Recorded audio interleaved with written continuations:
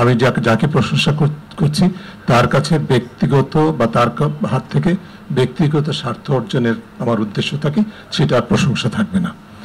সেটা আমার প্রশংসাটাকে আমার ব্যক্তিগত স্বার্থে ব্যবহারের জন্য আমি করছি। সেটা একটা জিনিস মনে রাখতে হবে, আর তোষামোদী কিন্তু one of the factors, let's remember, one of the factors যেই কারণে একটা অন্যতম উপাদান ছিল যেই কারণে কর্তৃত্ববাদের সৃষ্টি হয়েছে। এটা অস্বীকার করার উপায় নেই। কাজে ওই জায়গাটা আমাদের ডিভাইডিং লাইনটা খুব পরিষ্কার থাকতে হবে।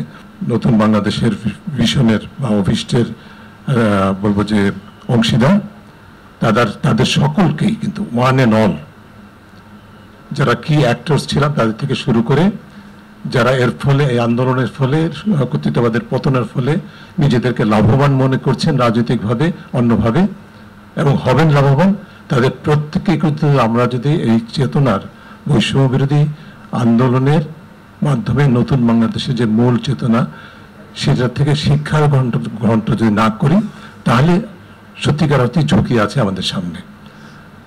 এবং সেই ঝুঁকিটাকে নিরসনের জন্য আমি মনে করি যে প্রতিটা অংশীজন, যার মধ্যে অবশ্যই আমি শুরুতেই বলবো সবার আগেই যারা ছাত্র আন্দোলনের নেতৃত্ব দিয়েছেন তারা সার্বিকভাবে, এবং তাদের মধ্যে যে different groups and sub groups আছে যারা নিজেদেরকে যৌক্তিক কারণে ক্ষমতায় ভাবছেন, যে ক্ষমতাটা অ্যাকচুয়ালি জাতি আপনাদেরকে দিয়েছে, কিন্তু তার মধ্যেই কিন্তু আবার অনেকেই আছেন যারা মনে করছেন যে আমি কিছুটা সমর্থন ছিলাম, কিছুটা সুযোগ নিয়েছি, কিছুটা আমার সুবিধাবাদী অবস্থান থেকে আমি এখন নিজেকে ক্ষমতাবান মনে করছি, আমার ভাবধারা, আমার চেতনা, আমার উদ্দেশ্য, আমার যে এজেন্ডা সেটাকে আমি বাস্তবায়ন করবো।